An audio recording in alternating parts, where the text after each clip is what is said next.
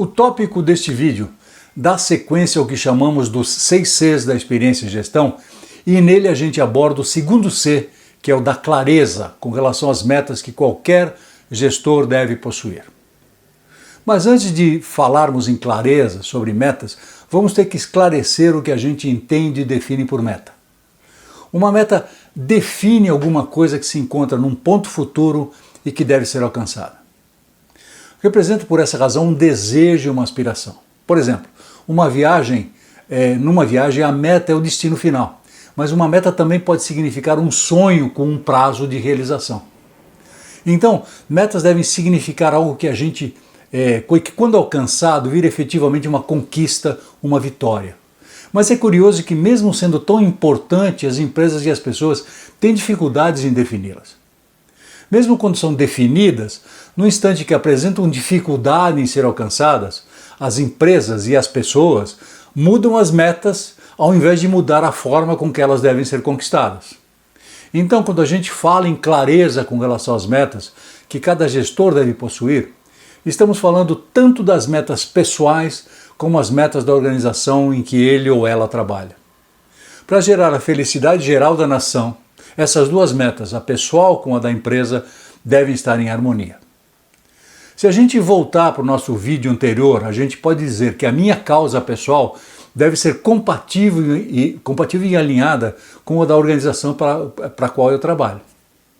Para esclarecer melhor, eu digo que não será muito gratificante um gestor com um perfil agressivo na busca de grandes realizações profissionais, dinâmico na minha carreira e sedento sempre por novas conquistas e oportunidades de crescimento, estar associado com uma organização conservadora, que não gosta de marolas, que opera com muita burocracia e pouca ação no mercado tranquilo. Isso nunca dá certo. Dá para perceber sem muito esforço que as metas para um lado ou para o outro, mesmo que sejam expressas e claras, estão em conflito. O sentido de que sejam conquistas e vitórias significam coisas diferentes para pessoas diferentes. Então, pessoal, a clareza na definição das metas comuns é o que nos permite juntar esforços mais ou menos na mesma direção e na mesma velocidade. Sem clareza, para todos há conflito. Bem, mas se resolvida a questão da harmonia e da sinergia das metas pessoais com as da organização, é fundamental que os gestores transformem essas metas em realizações possíveis e que devem ser esclarecidas para todos os que dela participam. De novo, a harmonização e sinergia deve ser o nome do jogo e gestores devem verificar se as perspectivas de realização individuais dele e da equipe de trabalho batem com as da organização. Claro que nem todo mundo vai compartilhar exatamente do mesmo horizonte de realizações, mas metas claras começam a materializar qual é o sentimento coletivo a respeito das realizações que a organização deve alcançar. Se a gente voltar na questão sobre o papel do gestor como o cara que produz eficácia e eficiência para alcançar resultados, então a definição e a clareza de metas representa a eficácia na veia, porque define as coisas certas que a empresa deve executar para alcançar seus resultados, traduzidas de forma aspiracional e para todo mundo.